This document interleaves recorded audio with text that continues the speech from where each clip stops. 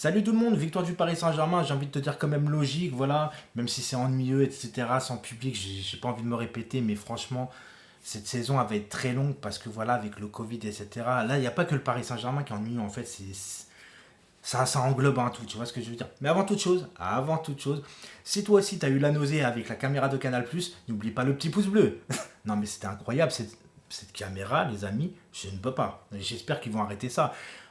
Heureusement que j'ai mis en deuxième mi-temps Téléfoot. Je ne sais pas si Canal Plus en deuxième mi-temps a laissé cette caméra. Je ne savais pas que le match était aussi sur Téléfoot, sinon j'aurais déjà zappé. Mais cette caméra est à vomir. Elle m'a donné la nausée.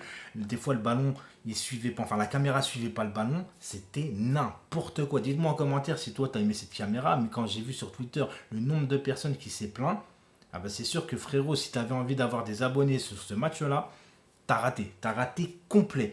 Sinon, les amis, blessure, blessure, j'ai envie de parler de ça surtout aussi dans ce match. Blessure, blessure, blessure, blessure. Notre équipe type est blessée. Aujourd'hui, tu as perdu quand même Florenzi, tu as perdu Kerrer, tu as perdu qui encore Gay et tu as perdu Moeskin.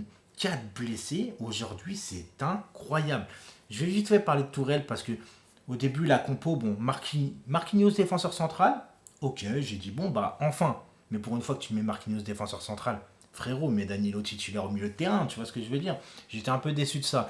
Après, Florenzi attaquant droit, je me dis le mec il est toujours meilleur devant que derrière, je me dis pourquoi pas, tu vois, j'ai pas non plus tout le temps enfoncé Tourelle. Mais à partir du moment où tu vois qu'Herrera se blesse, soit tu fais descendre Florenzi, mais fais pas rentrer Baker pour mettre Kurzawa à droite. Qui est-ce qui lui passe par la tête? Et d'ailleurs, même quand Florenzi se blesse, il fait rentrer Dagba poste pour poste. Mais qu'est-ce qui t'empêche, en gros, hein, qu'est-ce qui t'empêche, en gros, de faire descendre Dagba, défenseur droit, vu que c'est son poste, et décaler Di Maria, qui était à gauche, à droite, et mettre Kurzawa, en fait, ailier gauche. Tu vois ce que je veux dire? Et à la rigueur, Kais Ruiz, parce que lui, le pauvre, tu vois, la gueule qu'il a fait à la fin du match, il les avait là, hein, tu vois, parce que forcément, tu fais rentrer des défenseurs à la place des attaquants en attaque, c'est normal que le mec il fasse la gueule, tu vois ce que je veux dire. Surtout que le dernier match qu'il a joué, où tu l'as fait rentrer à Nantes, il a fait du bien au Paris Saint-Germain. Donc le mec il se dit, attends, je rentre, je fais un bon match, j'aide mon club, et après pour la récompense, je ne joue plus.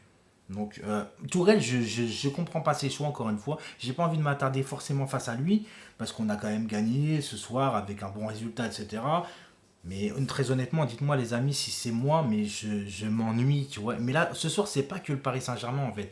Je reste comme ça et puis on marque, voilà, il y a but, on est premier, très bien, mais il y a quelque chose qui va pas entre toutes les blessures, entre Tourelle et entre l'atmosphère du Covid, etc. Tu vois, ça va pas du tout.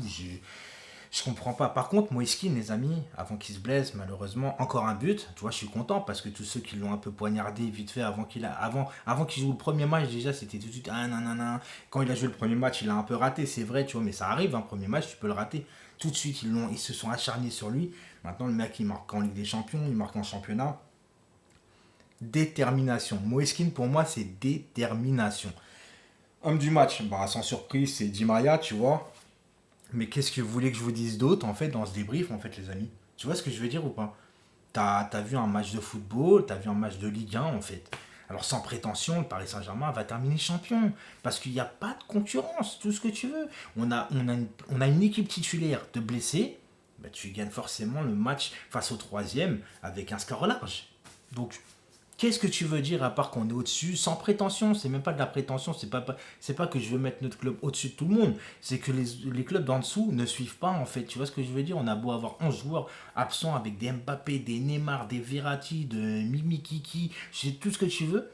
Il n'y a rien. Il n'y a rien, on est devant et c'est comme ça. Mais par contre, en Ligue des Champions, ça va commencer à sentir le roussi. Surtout que là, il y a la trêve internationale maintenant. Je suis sûr qu'on va encore avoir des blessés, tu vois ce que je veux dire. Donc ça va être compliqué. C'était tout pour moi aujourd'hui. Franchement, là, c'est un live à l'arrache, un live. Un débrief à l'arrache. Je pense qu'à mon avis, vous allez être déçus du débrief, mais j'ai pas autre chose à dire, tu vois. Allez, ciao.